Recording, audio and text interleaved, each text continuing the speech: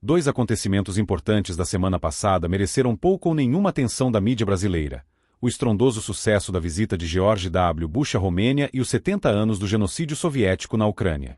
Claro, nenhum fato que depõe a favor dos Estados Unidos ou contra o socialismo é admitido pela nossa classe jornalística, reduzida cada vez mais à condição de mera força auxiliar da Revolução Cultural Gramsciana.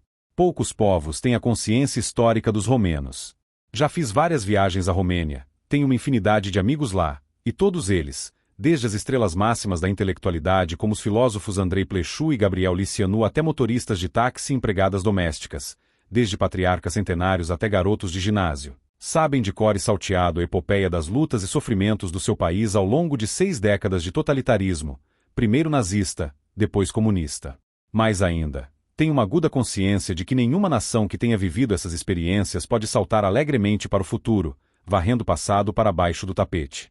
Quando Plechu, então ministro das Relações Exteriores, descobriu documentos que incriminavam seu amigo e mestre Dan Lazarescu como colaborador da polícia secreta do extinto regime, a decisão de divulgá-los deve ter lhe doído como se cortasse na própria carne.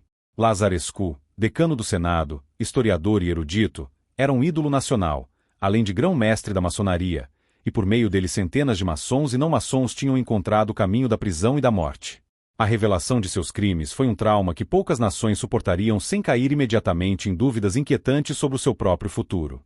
A recepção entusiástica a George W. Bush mostra a firmeza inalterada da opção do povo romeno pelo modelo ocidental de democracia, sem concessões ao anti-americanismo fácil de tantos povos europeus. Franceses e alemães podem ter esquecido que devem sua liberdade aos americanos. Os romenos não o esquecerão facilmente.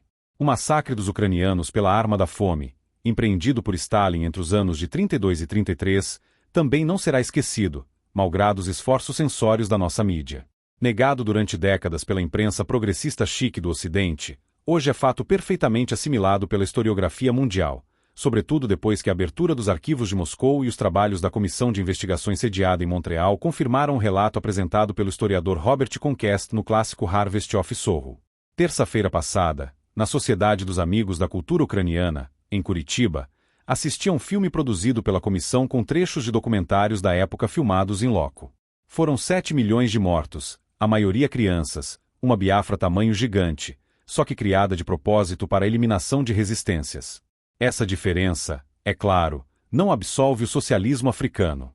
Num levantamento feito em 1985 pela ONU em 20 países da África assolados pela miséria e pela fome, todos, sem exceção, tinham adotado na década anterior políticas agrárias socialistas, controle de preços, supressão dos intermediários, toda a parafernália estatizante que, num país de agricultura enormemente produtiva como o Brasil, ainda há quem apresente como solução humanizadora.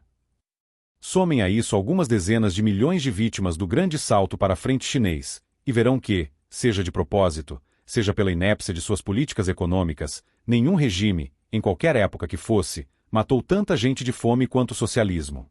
São coisas que têm de entrar em discussão no momento em que o governador Germano Rigoto, revelando um fundo mórbido de escrúpulos socialistas em sua mentalidade democrática, hesita em cortar os subsídios ao próximo Fórum Social Mundial.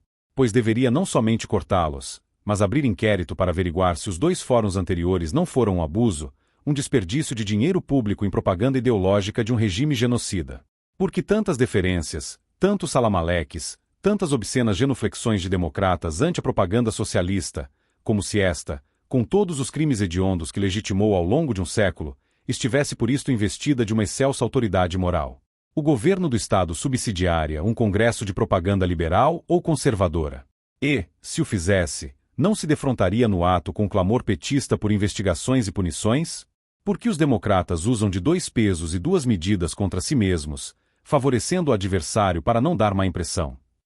Quem não percebe nesse temor, nessa fraqueza, o triunfo da hegemonia esquerdista, que logrou desarmar psiquicamente o adversário, reduzindo-o a colaborador e escravo? Aqueles que creem que o projeto gramsciano é de transição indolor para o socialismo, é bom lembrar que Gramsci jamais abdicou da estratégia leninista de violência e terror. Apenas julgava conveniente adiar-lhe a aplicação até a completa destruição ideológica do inimigo de classe. Nesse sentido, nada acrescentou à técnica stalinista. O exemplo ucraniano mostra bem isso. Primeiro Stalin demoliu a religião, a cultura e a moral dos ucranianos. Só depois empreendeu o assalto à propriedade e por fim o confisco das reservas de alimentos, matando os adversários de fome. O timing da operação foi perfeitamente gramsciano. A demolição das defesas ideológicas dos democratas, no Brasil, já está bem avançada. Tão avançada, que eles se curvam espontaneamente à arrogância dos novos senhores, evitando magoar suas suscetibilidades com a lembrança de seu passado de crimes e perversidades. Um partido de esquerda muda de nome, e pronto. Num relance, está absolvido de 4 décadas de apoio moral ao genocídio. Quem, na direita, goza de tamanho privilégio? Tão longe vai a subserviência, que ela não molda só o presente, mas remolda o passado. Num livro recém-lançado por um jornalista célebre, com pretensões a meticuloso registro histórico do regime militar, não encontro uma só vez a sigla KGB. Na época, a espionagem soviética tinha centenas de agentes de influência, pagos, na mídia nacional. Chegou a instalar um grampo no gabinete do presidente Figueiredo. Foi uma das forças básicas que criaram a história do período, incompreensível sem o conhecimento desse fator. E tudo isso desaparece, falseando radicalmente o quadro. A Guerra Fria narrada ao nosso público não se travou entre 2 potências mundiais, uma democrática, a outra totalitária, mas entre malvados imperialistas yanquis e heróicos democratas brasileiros, exatamente como a pintava, naquele tempo, a propaganda soviética. Hegemonia é isso.